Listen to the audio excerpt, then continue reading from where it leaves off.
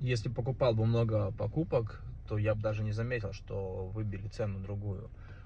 Поэтому всегда проверяйте, что они пишут на бумажках, и потом проверяйте, что убивают на кассе, и по чеку сразу, как говорится, не отходя далеко от кассы. Так что посмотрим, что в понедельник будет, ну и как эта ситуация разрулится.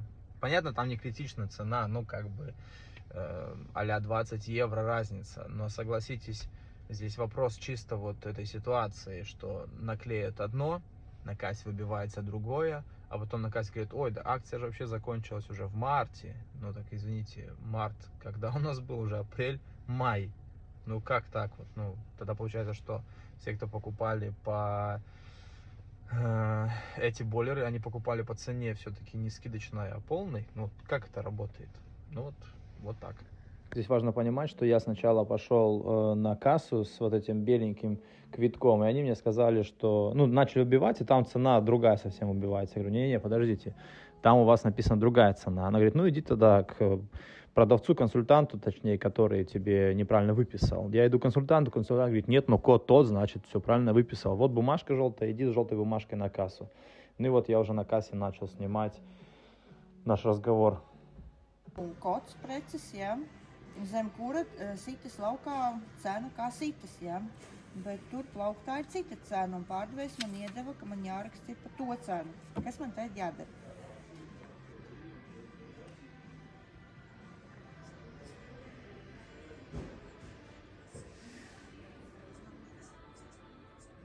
O kas tur par pārdevēju tad strādā?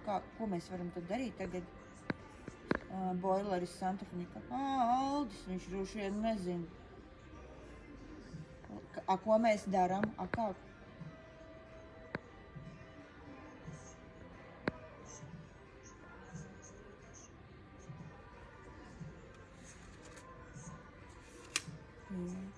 Jā, tā dzeltenu lapiņu viņš man iedeva, tas pārdevējs līdz klientam.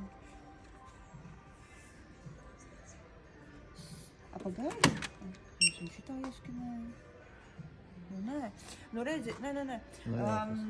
Viņš man skanējis par 207 eiro, a uz cenu zīmes dzeltenās ir 190.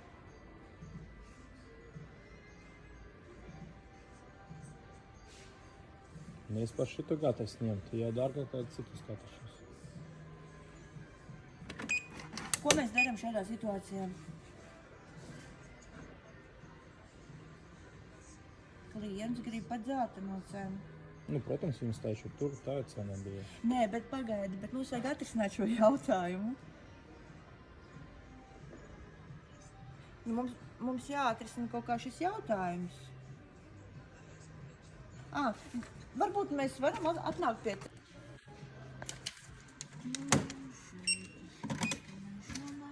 Nē, tur esi nav, tur arī pavadzīmē nesanāk nekas savādāk. Labrīt. Maini cenu, nav tādas funkcijas. Ja būtu šodien menedžeri, viņi varēja to cenu izrakstīt piedāvājumu, bet kasieriem... Jā. Nu labi, tad es neņemšu, jo, nu, как бы, tur viena cena, jums šeit cita cena, un tur rakstīt, ka akcija jums no 300, a šeit rakstīt, ka 258. Šitā akcija jau beidzas. Oi, tas ir marts mēnesis. Jau sen beidzas šitā akcija. Kāpēc viņam stāv? Nu, jā. Es iešu tagad pie viņiem. Kāpēc viņam stāv šitā cena? Tāpēc uzreiz skaties, kura gatuma izrakstīt šitā. Jā, bet, nu jā. Bet ja viņa stāv plauktā, tad klientam ir tiesības. Es sapratu, bet šodien, ja būtu darba diena, būtu menedžeri, mēs varējām par šito cenu pārdot, tāpēc, ka viņi varēja izrakstīt piedāvājumu. Jā. A kasierim... Bet jūs varat man, допустим, es gatavs pirmdien atbraukt par šī cenu nopirkt? Tā, es zinu, es atstāšu, varat paņemt... Pat numuru manu? Jā, piekta kase. Varbūt... Nē. Jo es viņam jau prasu, jo nedēļa laikā, nu, cik paliek, lai, nu, šodien atbrauktu, un viņi pateica, ka šī cena viss. Varēs par šito cenu, ja tur stāvēja, идут нормально. В итоге, сегодня суббота, они не могут выписать мне по цене, которая у них стоит, 190. В понедельник будет менеджер, который может дать такую цену. Может дать такую цену. Ну, посмотрим. Дадут или не дадут. Ну, короче, глаз да глаз, проверяйте все. Проверяйте, какая цена там стояла, проверяйте на кассе, проверяйте в чеке. потому что, видите, никто не виноват. Кто-то давно не снял, акция типа давно закончилась, хотя я на неделю подъезжал, спрашивал, говорит, да, столько осталось, да, такая цена, все.